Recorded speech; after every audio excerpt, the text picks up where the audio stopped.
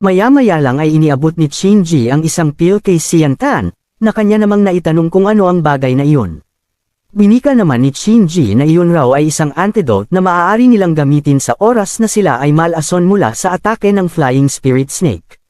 Nagpasalamat naman si Sian Tan sa ibinigay ni Shinji at napagdesisyonan na sila ay tumungo na sa loob. Lumipat naman ang eksena mula sa loob ng portal kung saan ay naroon ang Flying Spirit Snake na nagbabantay mula sa labas ng kuweba. Habang siya ay natutulog, kanyang napansin ang isang paparating na atake, dahilan upang siya ay magising. Kumanda naman itong umatake kung saan ay inipon niya ang kulay pulang enerhiya mula sa kanyang bibig at mabilis itong pinakawalan upang sabayan ang paparating na pag-atake. Mula roon, pinakita sina Loenair ang may gawa ng pag-atake sa Flying Spirit Snake, kung saan ay winika ni Loenair na napakabilis naman raw makapag-react ng Flying Spirit Snake. Subalit bigla namang sumugod sa kanila ang halimaw mula sa itaas at handa nang sila ay lamunin na. Agad namang kumilos ang ating bida at hinugot ang kanyang Saint Sword mula sa void space. Iniutos naman niya sa dalawa na gumawa ng isang sail si Tian muling habang si Loenair naman ay gumawa ng distansya upang maayos niya itong mapatamaan ng pana, na agad namang sinunod ng dalawa. Sa pag-atake ni Sian Tan, kanya itong nasugatan sa ibabang parte ng katawan nito, dahilan upang mapasigaw ang halimaw sa natamong pinsala. Maya-maya lang ay nagpakawala ang Flying Spirit Snake ng poison gas sa buong paligid, na ikinagulat naman ni Sian Tan at Loenair, kaya't pinayuhan nito ang ating bida na mag-ingat. Samantala, sa kabilang banda naman ay patuloy na nakikipaglaban ang tatlong master na sina Shinji, Du Gufang, at She Shangra. Sa ginagawang atake ni Du Gufang sa Purple Gold Lion, hindi niya magawang mapinsala ito, na kanya namang ikinainis. Ngunit habang siya ay abala sa pakikipaglaban, kanyang naramdaman ang isang paparating na atake mula sa kanilang itaas. Mabilis namang tumungo si Shinji kay Du Gufang upang ilayo ito mula sa Purple Gold Lion, kung saan ay bumagsak ang malaking Mountain Sail Treasure, dahilan upang mapaslang ang halimaw. Matapos makaiwas ng dalawa, nagalit naman si Shinji sa ginawa ni She Shangra, kaya't kanyang naitanong kung ano ang ibig sabihin ng kanyang ginawang atake. Nagsalita rin si Du Gufang dahil hindi man lang raw sila sinabihan nito na gagawa pala siya ng isang atake na muntik na nilang ikasawi dahil sa padalos-dalos nitong pagkilos. Tumugon naman si She Shangra at ngumiti ng may pagmamayabang. Aniya, napakadelikado raw ng Secret Realm na iyon, kaya't kung sa tingin nila ay nakagawa siya ng mali, ay maaari naman silang umalis, na ikinagalit naman ni Du Gufang. Pinigilan naman ni Shinji si Du Gufang dahil hindi pa sila maaaring magsimula ng away hanggat hindi pa nila nakukuha ang kayamanan mula sa loob. Kung kaya't agad niyang kinausap si She Shangra na sa oras na iyon ay kanilang tinatanggap ang pagkatalo. Hindi rin nagtagal ay pinakita ang Purple Gold Lion na wala ng buhay at kanilang napagdesisyonan na umalis at tingnan ang sitwasyon ni Sian Tan. Samantala, sa kabilang banda naman, ay napansin ni Loenair ang paparating na sina Shinji, na agad niya namang pinuntahan. Sa kanyang pagdating, mabilis siyang humingi ng tulong dahil sa pagpapakawala ng Flying Spirit Snake ng lason sa paligid. Naitanong naman ni Shinji kung nasaan sina Sian Tan at Tian Muling. Sinagot naman ni Loenair na sina Sian Tan ay natrap sa loob ng nakakalasong usok ng halos kalahating oras na ipinag-alala naman ni Shinji. Aniya, ang pinakawalang lason ng halimaw ay lubhang mapanganib, at ang mga Earthen Saint Master lamang ang makakayang mabuhay ng halos kalahating oras mula sa lason. Sa kabilang banda naman, ay patuloy na nakikipaglaban ang dalawang ngunit nais na ni Tian Muling na tumakas dahil sa nalalapit na pagkaubos ng kanilang antidote. Hindi naman ito narinig ng ating bida at patuloy pa rin na nilalabanan ang Flying Spirit Snake. Sa isip-isip niya, napakatibay raw ng balat ng halimaw, kung kaya't nais niyang subukan ang isang teknik. Ngunit bigla naman siyang hinayla ni Tian Muling na kanya namang ikinagulat. Winika ni Tian Muling na magmadali raw silang umalis. Subalit hindi naman sumang-ayon si Sian Tan at sinabing mauna na lamang ito dahil may nais siyang subukan upang mapaslang ang halimaw. Habang sila naman ay nag-uusap, ay hindi nila napansin ang paparating na pag-atake ng Flying Spirit Snake, dahilan upang tamaan si Tian Muling sa kanyang likuran at tumilapon. Dali-dali namang sinalo ni Sian Tan si Tian Muling at kinamusta ito kung ayos lang siya, na agad rin namang tumugon si Tian Muling habang nanghihina na tumakas na sila. Nagalit naman ang ating bida dahil sa pangyayari, at mula roon ay tinitigan niya ng masama ang halimaw at unti-unting naglabas ng aura. kung saan ay kanyang kinontrol ang kanyang Saint Sword at ginawa ang kanyang teknik, sabay banggit ng mga katagang. Purple and Green, Flying Star Sword.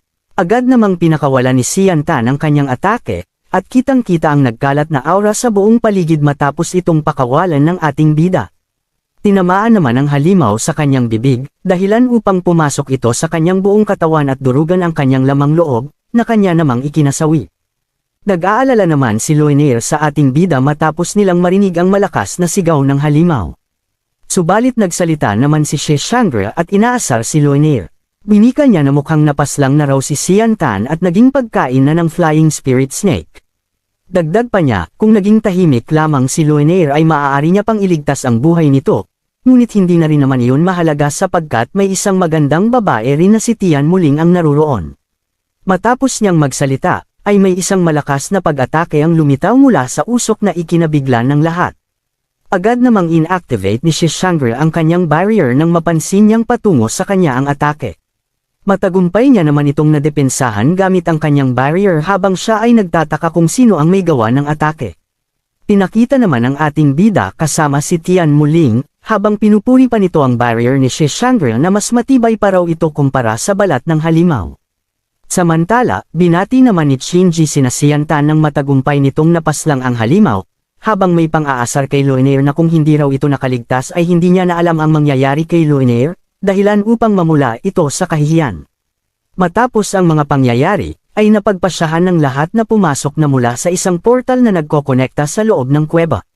Ngunit hindi sila makapasok rito, kung kaya't nais na lamang ito Wasaki ni Dugufeng upang gumawa ng isang espasyo. Sa ginawang atake ni Dugufeng, ay lumabas ang isang malaking pintuan mula sa likod ng portal na kanilang ikinagulat, sapagkat ito pala ang dahilan upang hindi sila makapasok. Matapos lumabas ng malaking pintuan, ay nag-usap-usap ang lahat ng Five Master na sabay-sabay atakihin ang malaking pintuan gamit ang kanilang mga King's Weapon, na agad naman silang sumang-ayon. Ngunit bago pa man nila iyon gawin, ay nilate pa ni She Shangri ang ating bida dahil wala itong King's Weapon at sinabihan itong umalis na lamang, sapagkat kahit raw may kayamanan sa loob ay hindi naman iyon makukuha ni Xian Tan. Sumagot naman si Xian Tan na may kumpiyansang itsura. Aniya, mag-iingat raw ito sa pagwasak ng pinto mula sa mga magsisitatil-sikang bato, na ikinagalit naman ni She Shangri. Napagdesisyonan ng mga master na sabay-sabay na atakihin ang malaking pintuan upang wasakin ito. Mula roon ay sabay-sabay silang umatake sa malaking pintuan, na nagresulta ng malakas na pagsabog at pagwasak nito. Sa pagkawasak ng pintuan, may isang kayamanan na naglalaman ng Heavenly Battle Technique ang lumitaw mula sa ere, na napansin naman ni Xian Tan, She Shangri, at Jia Duwukang. Agad naman nila itong pinuntahan at nagunahan upang makuha ito. Subalit, sa kanilang pag-abot ng isang kayamanan ay hiniwa naman ito ng ating bida, dahilan upang mahati ito sa tatlo. Samantala, nagalit naman ang dalawa dahil sa ginawa ni Xian Tan, kaya't magkasabay silang sumugod patungo kay Xian Tan habang kini-question ito kung karapat-dapat raw ba siya na makuha ang Heavenly Battle Technique. Nabahala naman si Luinaire nang kanyang makita ang dalawa na nais paslangin si Xian Tan, kaya't kanya itong sinabihan na mag-ingat. Sa kabilang banda naman, naghanda si Xian Tan at naglabas ng aura habang si She Shangri naman ay papasugod at inilabas ang kanyang Mountain Sail Treasure. Sa pagtama ng atake ng dalawa, nagkaroon ng isang malakas na impact sa paligid dahil sa lakas ng enerhiyang bumabalot sa kanilang mga sandata. Habang abala naman si Xian Tan na harapin si She Shangri, bigla namang sumulpat si Jia Duwukang sa likuran ng ating bida upang atakihin ito mula sa likuran. Subalit, may bigla namang lumitaw sa kanyang harapan na kanya namang ikinagulat, dahilan upang hindi matuloy ang kanyang binabalak. Sa isip-isip ni Jia Duwukang, kakaiba raw ang sandata na iyon dahil kusa lamang itong lumilipad sa ere. Mabilis namang tumungo ang maliit na sandata sa likuran ni She Shangri upang siya ang atakihin, ngunit sa pagbulusok nito ay kanya naman itong napansin, kaya't kanyang na-activate ang kanyang barrier. Unti-unti namang nanghina ang lakas ng Mountain Sail Treasure, dahilan upang mahiwa ito ni Xian Tan ng paunti-unti hanggang sa tuluyan niya ng mahiwa ang malaking parte nito. Matapos namang mahiwa ni Xian Tan ang Mountain Sail Treasure, mabilis siyang tumungo kay She Shangri upang ito ay paslangin. At sa isang iglap, tila isang liwanag ang gumuhit sa katawan ni She Shangri, na naging dahilan upang siya ay hindi makapaniwala at unti-unting bumagsak sa lupa. Sa pagbagsak ni She Shangri sa kalupaan, kasabay rin ang pagkahulog ng kanyang Mountain Seal treasure, na agad rin namang kinuha ni Xian Tan. Samantala, hindi naman makapaniwala ang lahat sa kanilang nasaksihan dahil sa pagpaslang ng ating bida kay Shi Chandra at paghihiwa nito sa Mountain Seal treasure. Ganoon rin si Luanair, na tila nahulog na ng husto kay Xian Tan dahil sa pinakita nitong galing. Habang inilalagay naman ni Xian Tan ang mga kayamanan sa Void of Space, kasama ang kapiraso ng Heavenly Battle Technique, ay winika niya na isusunod naman ito si Jia Duwukang. Natakot naman si Jia Duwukang dahil sa pagbabanta ng ating bida.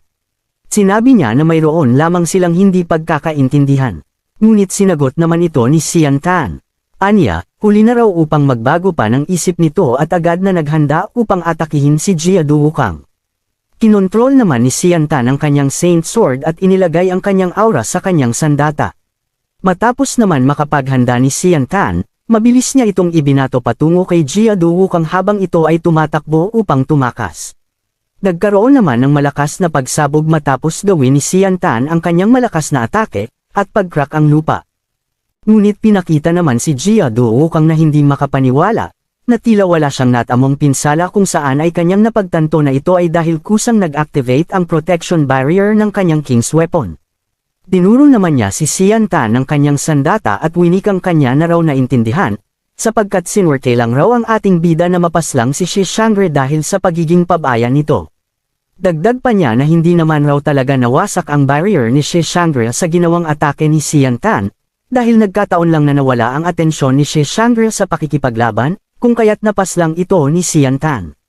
Naghanda naman si Jia Duwukang upang atakihin ang ating bida habang nagmamayabang na hindi raw siya katulad ni Shi Chandra na isang hangal, dahil ang enerhiya raw ng kanyang King's Weapon ay nananalaytay sa kanyang katawan upang paslangin ang ating bida. Maya-maya lang ay pinakawalan niya ang kanyang malakas na atake at binanggit ang kanyang teknik na Divine Dragon Spear, Dragon Out of the Sea. Mabilis namang sinugod ni Xian Tan si Jia Duwukang upang sabayan itong umatake. At sa kanilang salpukan, ay nagkaroon ng malakas na pagsabog ng enerhiya. Napansin naman ni Jia Duwukang ang isang Saint Weapon ng ating bida mula sa kanyang likuran, kung kaya't agad niya naman itong naiwasan. Matapos makaiwas nito, gumawa naman ng distansya si Xian Tan mula kay Jia Duwukang at ikinontrol ang kanyang Saint Weapon pabalik sa kanyang mga kamay.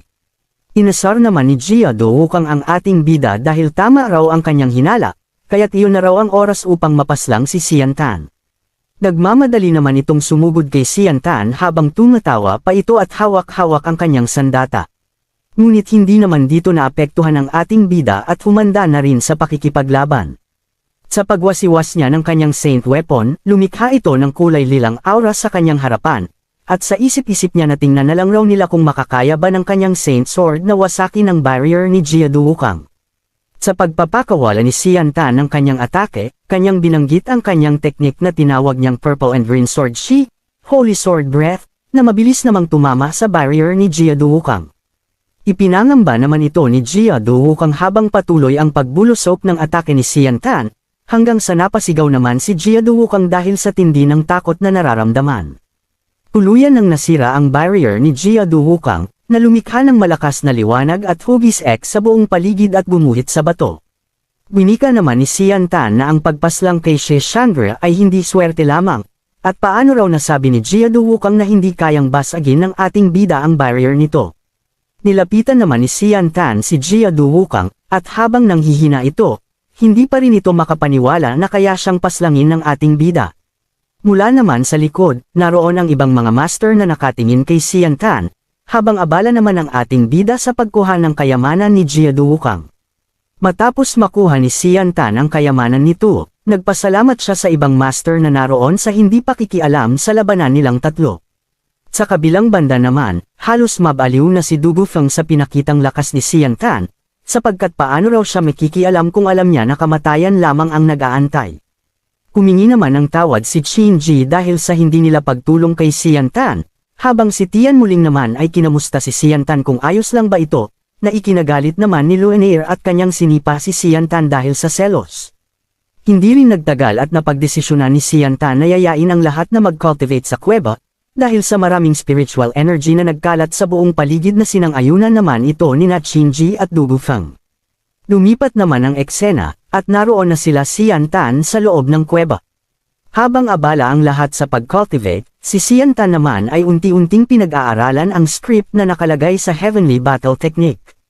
Ang Heavenly Battle Technique raw na iyon ay nagbibigay ng karapatan sa isang individual upang patuloy na hasain ang kanilang combat power. Subalit, ang kapalit nito ay ang mabilis na pagkaubos ng kanilang Saint Power ng doble. Gayunpaman, ang lubos na paggamit ng Saint Power ay kapalit naman ng paglakas ng combat power ng mas epektibo. Agad namang nag-cultivate ang ating bida matapos niyang malaman ang tungkol sa Heavenly Battle Technique, at makalipas ang 1 taon, ay natapos na rin si Xian Tan. Dahil sa dami ng spiritual power sa kanilang paligid, napansin ni Xian Tan na mas lalong lumakas ang kanyang katawan. Subalit, habang natutuwa pa ang ating bida sa tinataglay niyang bagong lakas, isang individual ang tumilapon sa loob ng kuweba, na ikinagulat naman ni Xian Tan. Mula roon, ipinakita si Ming Dong, na nagrereklamo dahil hindi man lang siya niyaya ni Xian Tan na tumungo sa lugar na iyon. Pinati naman ni Xian Tan si Ming Dong sa muli nilang pagkikita, at pinuri nito ang pagtaas ng antas ng lakas ni Ming Dong dahil sa tulong ni Elder Tian. Napaluhan naman si Ming Dong dahil sa kanyang mga naranasan na pagpapahirap sa loob ng palasyo mula sa kamay ni Elder Tian.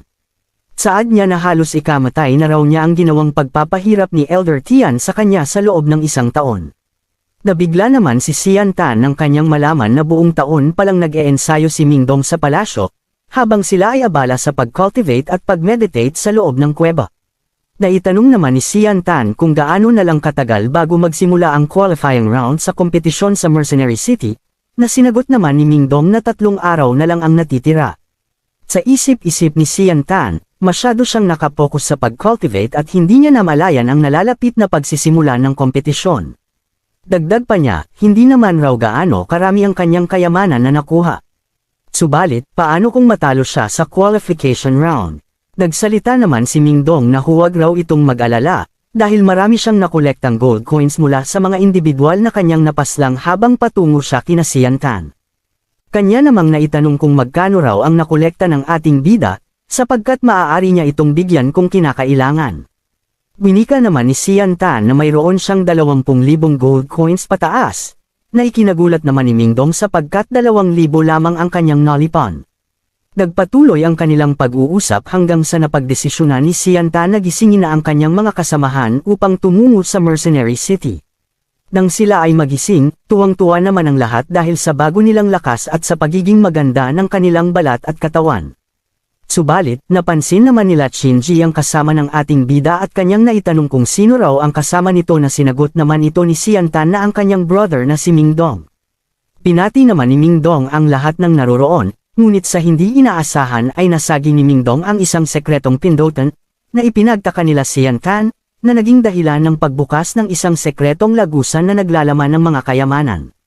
Ikinatuwa naman nila Shinji ang nangyari dahil ito rin ang isa sa mga dahilan ng kanilang pagpunta sa lugar na iyon, kung kaya't dali-dali nila itong pinagkukuha. Gayunpaman, sa kalagitnaan ng kanilang pagkolekta ng kayamanan, ay biglang nagkaroon ng malakas na pagyanig sa lugar at unti-unting pagguho ng kuweba. Kung kaya't napagdesisyonan nilang lumisan upang makatakas sa pagguho ng naturang kuweba. Habang sila ay tumatakbo, isang malaking tipak ng bato ang hamarang sa kanilang daraanan. Hindi naman nagsayang ng oras ang ating bida, kaya't hinugot niya ang kanyang espada at mabilis itong hiniwa, dahilan upang sila ay makatakas mula sa pagguho.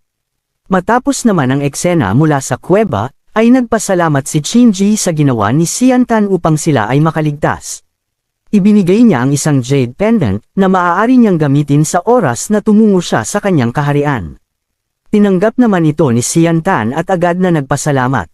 Ganoon rin si Tian Muling na nagpaalam kay Xian Tan.